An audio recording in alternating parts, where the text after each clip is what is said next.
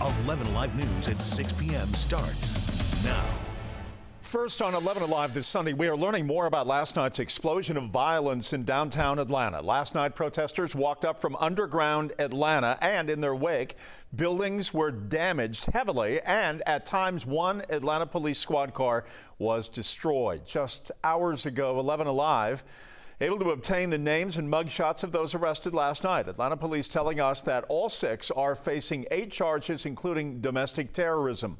Only one of these 6 is said to be from Georgia, Graham Evat, 20 years old, out of Decatur. Of the remaining 5, they are listed as being from Tennessee, Washington, Nevada, Maine, and Michigan. This morning on the news program Face the Nation, Mayor Dickens addressed last night's activity in downtown Atlanta. And it was peaceful, but there were some individuals within that crowd that meant violence. They had explosives, they burned down a police car, they broke windows at businesses, and so our police department, along with our state and federal partners, took swift action within 2 blocks and brought that situation under control, and the violence stopped, and those 6 individuals were arrested. After a night of chaos, now comes the cleanup, all while city officials ponder their next steps. With more, here's 11 Alive's Karis Belger. Shattered glass was still lying on the sidewalk outside of this Truist Bank branch on Peachtree Street in downtown Atlanta Sunday. It could have been worse. It could have been a lot worse. There could have been more people involved. What started as a peaceful protest at Underground Atlanta Saturday quickly escalated. Joshua Schaefer says he lives about a mile down the road from where everything happened. We heard a helicopter flying around and maybe one cop car come by, but that was it. During the night, police say 3 businesses suffered damage. The touchscreens of the ATM machines at a nearby Wells Fargo branch were completely destroyed, as were the windows of 191 Peachtree Tower, which houses the Atlanta Police Foundation office. And some of them were found with explosives on them.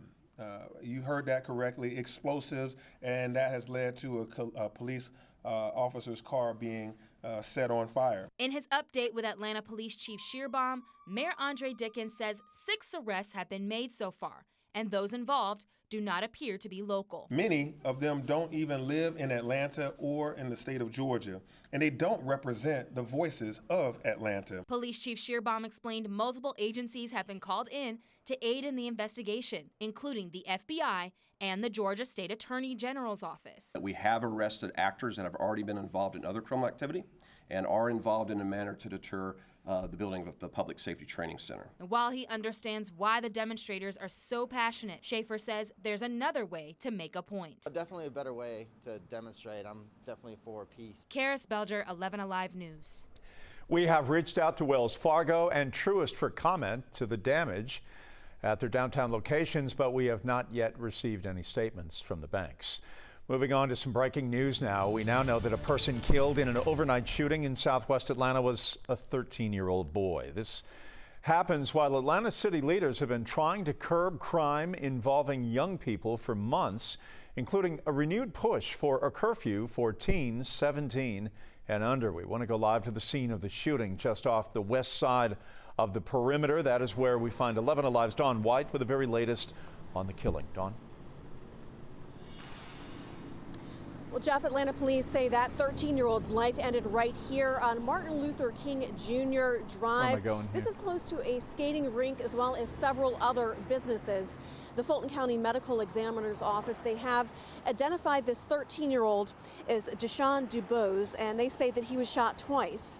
It happened just before 11:30 last night. EMS took Deshaun to Grady Hospital where he was pronounced dead.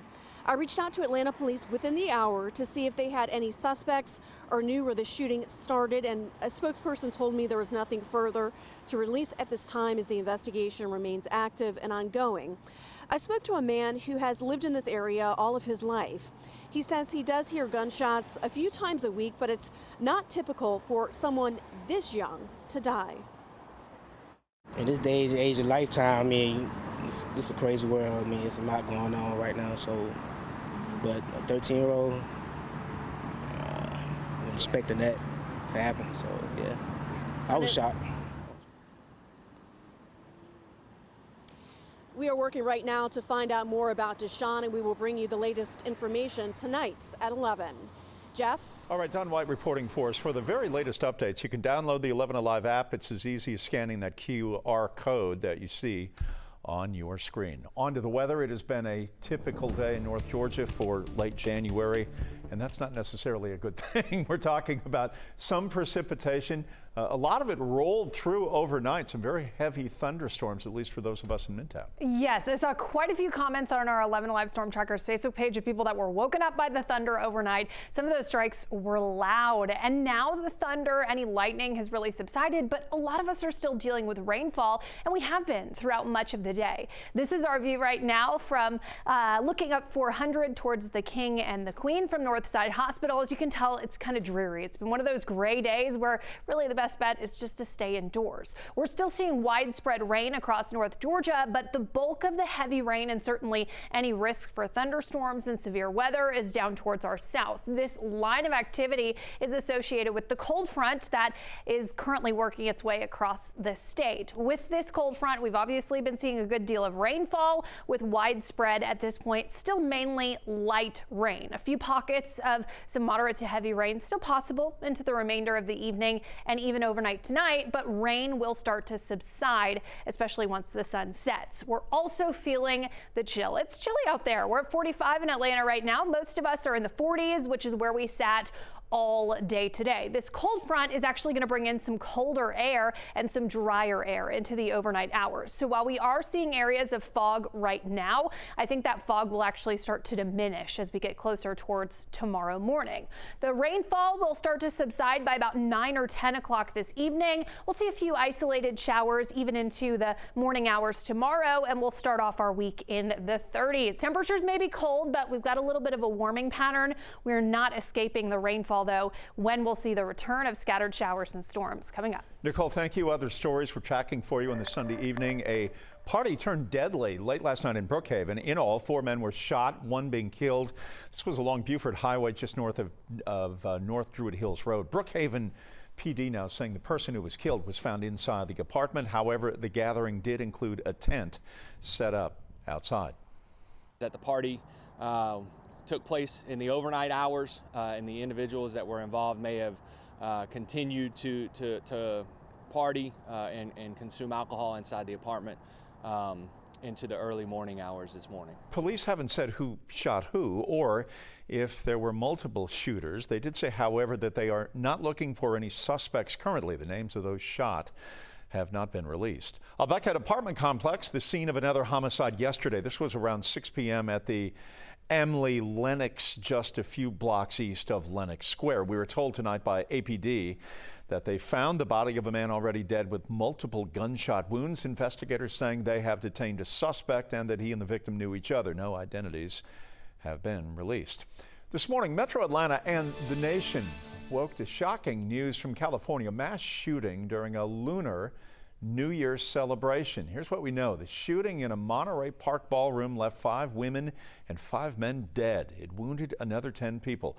Authorities say the male suspect left that scene and then walked into another ballroom with a gun but didn't fire. It is believed the 2 events are connected. At this hour, there has been a frantic search underway to capture that suspect. As we're looking for this suspect, we will not forget the victims and survivors. And it's important because you can just imagine the trauma that they've experienced, and it's our responsibility to wrap our arms around them. This has brought reaction from Dr. Bernice King, daughter of Martin Luther King Jr., issuing a tweet calling this devastating for families, the Asian American community, children, and our nation, end quote. There was also reaction from State Representative Dr. Michelle Oh, who noted that this is the 33rd mass shooting so far this year.